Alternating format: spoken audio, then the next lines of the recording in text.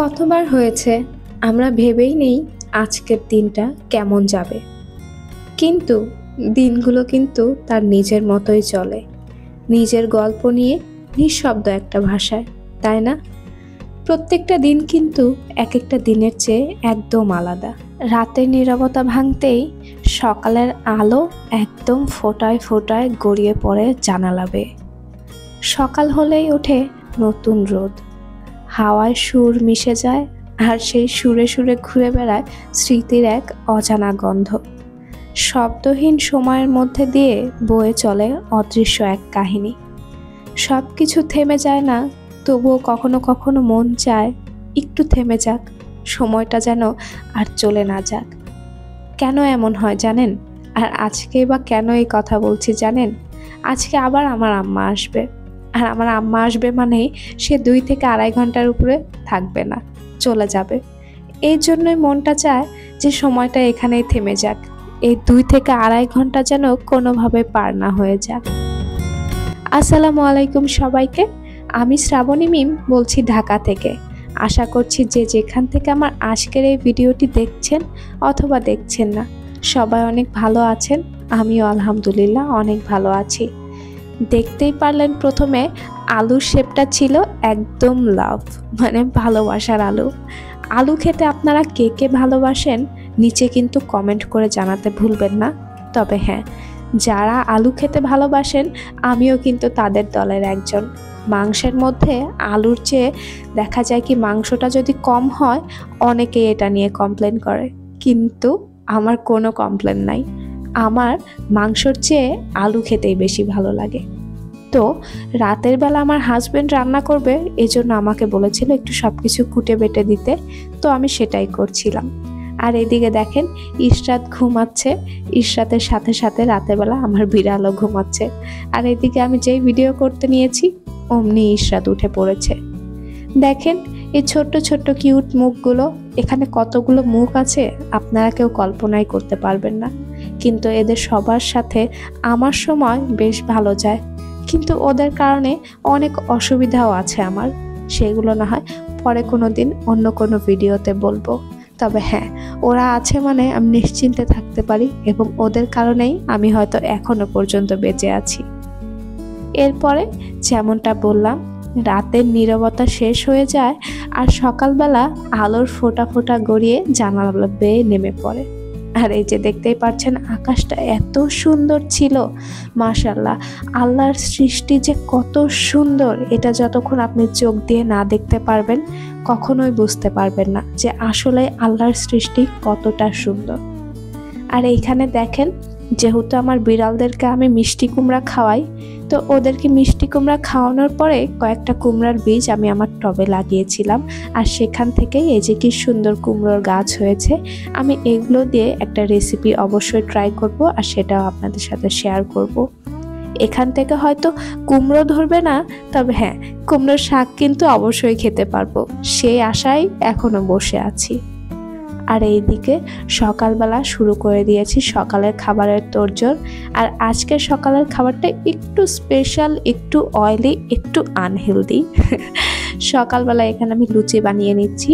আর গতকাল রাতে আমার হাজবেন্ড রান্না করেছিল মুরগির মাংস, তো সেই মুরগির মাংস দিয়ে এই লুচিটা দিয়ে খাওয়া হয়ে যাবে, এই জন্য সকাল সকাল আমি এখানে লুচি বানিয়ে নিচ্ছি। একদম সিম্পল শর্টকাট উপায়, আর সহজে বানিয়ে নিলাম। আর এই যে দেখেন, আপনাদের অনেকেরই হয়তো লুচি ফোলে না, কারণ লুচিতে যে পরিমাণ তেল দরকার সেই পরিমাণ তেল তো আমরা চাইলেও ব্যবহার করতে পারি না, তাই না? কিন্তু লুচি ফুলানোর একটা টেকনিক আছে, সেটা আমি এই যে একটু পরে দেখিয়ে দিচ্ছি। আর লুচি কখনোই পাতলা করে বেলবেন না, তাহলে হয় কি পাতলা করে বেললে লুচিটা একদমই ফুলতে চায় না। কিছুটা ঠিক করে বেললে পারে দেখা যায় কি লুচিটা সুন্দর হয়ে ফোলে। তো এখানে একদম টকবকে গরম তেলের মধ্যে এটাকে আমি ছেড়ে দিয়েছি। ছেড়ে দেওয়ার পর যখন লুচিটা উপর দিকে উঠে আসতে লাগবে তখন এই ধরনের একটা চামচ ব্যবহার করবেন। তখন এই চামচটা দিয়ে একটু একটু করে তেল উপর দিয়ে ছড়িয়ে ছড়িয়ে দিবেন, মানে লুচিটা তো আর তেলের মধ্যে ডিপ করতে পারবেন না, তাই তেলটাকেই উঠিয়ে লুচির গায়ের উপর দিয়ে দিবেন। দেখতেই পাচ্ছেন কি সুন্দর ফুলকো ফুলকো লুচি হয়েছে। ছোট্ট ছোট্ট কিছু টিপস আছে। এই টিপসগুলো মেনে চলে দেখবেন প্রত্যেকটা কাজেই আপনি অনেক বেশি পারদর্শী হয়ে যাবেন। এগুলো আসলে আমি ধীরে ধীরে আপনাদের সাথে শেয়ার করব। যখন শেয়ার করব তখন কিন্তু আপনারা বুঝতে পারবেন। সকালবেলা খাওয়া দাওয়া শেষ করে এখন ইশরাতকে রেডি করে নিয়েছি। ইশরাত চলে যাবে এখন স্কুলে। ওকে খাইয়ে দিয়েছি, ওর টিফিন গুছিয়ে দিয়েছি, সেই সাথে ওকেও রেডি করে দিয়েছি। প্রত্যেক দিন ওর চুল বাঁধা নিয়ে একটা ঝামেলা হয়, তো ওর চুলটাকে সুন্দর করে বেঁধে দিতে হয়। তো চুলটা সুন্দর করে বেঁধে দিয়েছি, ওর ব্যাগটাও গুছিয়ে নিয়েছি। এখন ব্যাগটা নিয়ে আমরা বের হয়ে পড়ব ইশরাতের স্কুলের উদ্দেশ্যে। আজকে ইশরাতকে স্কুলে রাখতে যাবে আমার হাজব্যান্ড, সাথে অবশ্য আমিও যাব। এখন হয়তো অনেকের কথা হতে পারে যে একজন গেলেই তো হয়, দুইজন যাওয়ার কি দরকার? হ্যাঁ, একজন গেলেই হয়, তবে আজকে আমরা দুইজনই যাচ্ছি, কারণ ইশরাত মাঝে মাঝে চায় যেন আমরা দুইজনেই যাই। তো আজকে যাওয়া হয়েছিল অন্য একটা উদ্দেশ্যে, সেটা হলো আমরা বাজার করব, এজন্য দুইজনই একসাথে বের হয়ে পড়েছিলাম। ইশরাতকে ওর স্কুলে নামিয়ে দিয়ে আমরা দুজন বাজার করে তারপরে বাসায় এসেছি। আর বাসায় এসে এই যে আমাদের সদস্যদেরকে খাবার দিতে হয়েছে, কারণ ওনাদের 4টা হাত পা আছে, কিন্তু ওনারা নিজেদের হাত পা নাড়িয়ে কোনো খাবারই বানিয়ে খেতে পারে না। তবে হ্যাঁ, আমার বানানো খাবার সেটা ওনারা খুব ভালো করে চুরি করতে জানে। অনেক সময় এমন হয়েছে আমি খাবার খাবো রেডি করে ফেলেছি, আমার সেই রেডি করা খাবার ওনারা নিয়ে দৌড় দিয়েছেন, মানে তারা মোট কথায় চুরি করে ফেলেছেন আমার খাবার। তার মানে কি এমনটা যে আমি ওনাদেরকে খাবার দেই না? একদমই কিন্তু না। ওনাদের পেট যতই ভরা থাকুক না কেন, ওনাদের নজর আমার খাবারের উপরে থাকবেই, সেটা যে কোনো খাবার হতে পারে। এমনকি এমনও হয় যে রুটি বানানোর পরে রুটি রেখে দিয়েছি, সেই রুটিও তারা চুরি করে নিয়ে চলে গিয়েছে। তাহলে বোঝেন তারা কোন লেভেলের চোর। এইসব চোরদেরকে ধরে ধরে জেলখানায় বন্দি করে দেওয়া উচিত। এরপরে আমি এখানে রান্না করে নিচ্ছি। রান্না করব এখানে গরুর মাংস, অন্য আর কিছু করব না। কারণ হয় কি, একটা তরকারি দিয়ে আমি এবং আমার আম্মা দুইজনেই খেতে পারি, আমাদের হাজার রকমের পদের দরকার হয় না। তো এখানে যেহেতু আমি তাড়াহুড়া করছিলাম, কারণ আম্মা অলরেডি চলে এসেছে অনেকটাই রাস্তা, আর যেহেতু বললাম ইশরাতকে স্কুলে দিয়ে আমি বাজার করেছি, তো এদিক থেকে কিছুটা সময় আমার দেরিও হয়ে গিয়েছে। তাই এখানে আমি তাড়াহুড়ো করে রান্না করে নিচ্ছি, আর রান্না করার পাশাপাশি কিন্তু আমাকে ঘরদোরও গুছাতে হচ্ছে। তো যার কারণে সব কিছু মিলিয়ে আমার জন্য একটু হযবরল অবস্থা হয়ে গিয়েছিল। আর এখানে মাংস রান্নাটা আমি কি শেয়ার করব আমি বুঝে উঠতে পারছি না। তবে হ্যাঁ, আমি ডিটেলস এখানে দেখিয়ে দিয়েছি ভিডিওতে। আপনারা যারা আমার ভিডিও দেখেন তারা অবশ্যই আমার চেয়ে অনেক বেশি পারদর্শী, তাই আমি আসলে ডিটেলস কখনোই কোনো সময় বলি না। যদি আমি কখনো ডিটেলস বলি, সেটা হচ্ছে আমার নতুন ভিউয়ার্স আপুদের বা নতুন সংসার করছে এরকম আপুদের জন্য শেয়ার করে থাকি। আশা করছি তারা আমার ওই ভিডিওটা দেখে উপকৃত হন। আর ভিডিও দেখতে দেখতে যারা এখনও এই পর্যন্ত আমার ভিডিওর সাথে রয়ে গিয়েছেন, যদি আমার ভিডিওর কোথাও কোনো পর্যায়ে আপনাদের ভালো লেগে যায়, প্লিজ লাইক, কমেন্ট, শেয়ার এবং সেই সাথে কিন্তু আমার চ্যানেলটাকে সাবস্ক্রাইব করতে ভুলবেন না। আর যারা এই কাজগুলো অলরেডি করে ফেলেছেন তাদেরকে জানাচ্ছি অসংখ্য অসংখ্য ধন্যবাদ। যেমনটা আমি একটু আগে বলেছিলাম যে মাংস কম হলেও চলবে, কিন্তু মাংসের মধ্যে আলুর কমতি হওয়া যাবে না। তাই দেখতেই পাচ্ছেন এখানে কতগুলো আমি আলু ভেজে নিচ্ছি মাংসতে দেওয়ার জন্য। ওই পাশে আলুটা ভাজা হচ্ছে, এখানে আমি মাংসটা কষিয়ে নিব। আর অন্যদিকে তো আমি বাকি কাজগুলো আস্তে আস্তে করছিলামই। তো এই সব কিছু মিলিয়ে আমার বেশ টাফ টাইম কিন্তু এখানে গিয়েছে।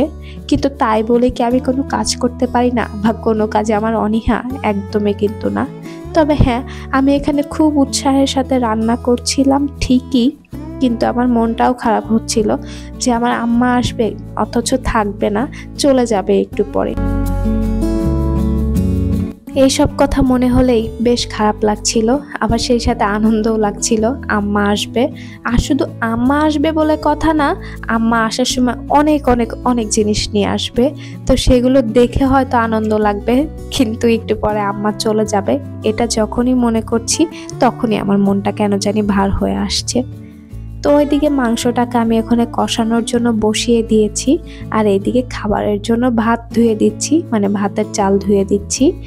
আর আমি সবসময় রাইস কুকারেই রান্না করি। খুব কম সময় এমন হয় যে আমি হয়তো গ্যাসের চুলায় রান্না করছি, তবে হ্যাঁ, বেশিরভাগটা সময় কিন্তু আমি রাইস কুকারেই রান্না করে থাকি।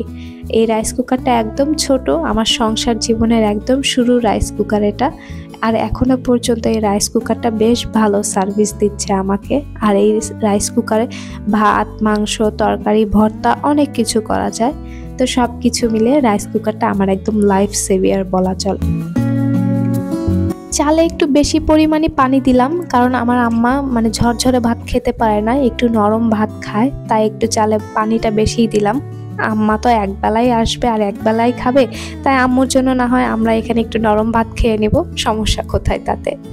তো রাইস কুকারের তলানিটা আমি একটা কাপড় দিয়ে সুন্দর করে মুছে নিয়েছি। যা পানি ছিল ওগুলো সুন্দর করে মুছে না নিলে হয় কি একটু শব্দ হয়, আর সেই সাথে দেখা যায় কি রাইস কুকারটা নষ্ট হয়ে যাওয়ারও একটা চান্সেস থাকে। তাই রাইস কুকারটা সুন্দর করে মুছে ঢাকনা দিয়ে সুইচটা অন করে দিয়েছি। অন্যদিকে আমার মাংসটাও কষানো হয়ে গিয়েছে, এখন পর্যাপ্ত পরিমাণ পানি দিয়ে দিলাম।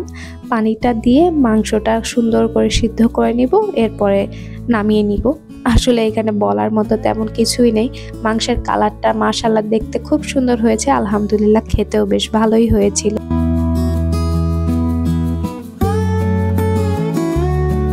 এইদিকে হঠাৎ করে আমার আম্মা ফোন দিয়ে বলল সে চলে এসেছে রিকশায়, নিচে নামতে বলছে, কারণ তার কাছে অনেক কিছু ছিল। তো আমার হাজবেন্ড চলে গিয়েছিল নিচে তাকে আনার জন্য। আর এই ফাঁকে আমি ঘরটা মুছে নিচ্ছি, কারণ বললাম যে আমার অনেক দেরি হয়ে গিয়েছিল সবগুলো কাজ করতে করতেই। তো এখানে আমি তাড়াহুড়া করে ঘরটাকে সুন্দর করে মুছে নিচ্ছি, আর ঝাড়ু তো আগেই দিয়ে নিয়েছিলাম। আর দেখতেই পারলেন আমি কোনো কাজ করব, আমার বিড়ালরা আমার আশেপাশে ঘুরবে না তা তো হতেই পারে না। তো ওনারাও আমার আশপাশ দিয়ে ঘুরছেন, আর মোছা ঘরটাকে কিভাবে নোংরা করা যায় হেঁটে হেঁটে ভেজার উপর দিয়ে সেটাও তারা করছেন। তো যেহেতু আমার ঘরে বিড়াল থাকে, আমি হয়তো সারাদিন ঘরে থাকি, সেভাবে কোনো স্মেল পাই না, কিন্তু বাইরের থেকে হঠাৎ করে কেউ যদি কখনো আসে তাহলে হয়তো বিড়ালের একটা অন্যরকম স্মেল পেতে পারে। তাই আম্মা আসার আগে আমি এখানে সুন্দর করে একটু রুম স্প্রে দিয়ে নিচ্ছিলাম ঘরটার মোছার পরে। আর এই যে অংশটা দেখছেন এটা হচ্ছে দুপুরবেলা খাওয়া দাওয়ার পরে আম্মা এখন চলে যাবে। তো তার আগে আমি এখানে দেখে নিচ্ছিলাম, এই যে আম্মা নিয়ে এসেছিল 4 লিটার মানে দুধ। সেই দুধগুলোকে আমি ছোট ছোট বোতলে ভরে ভরে নিয়েছি। আর এই যে দেখেন এতগুলো আম নিয়ে এসেছে, এগুলো কিন্তু সব আমাদের গাছের আম।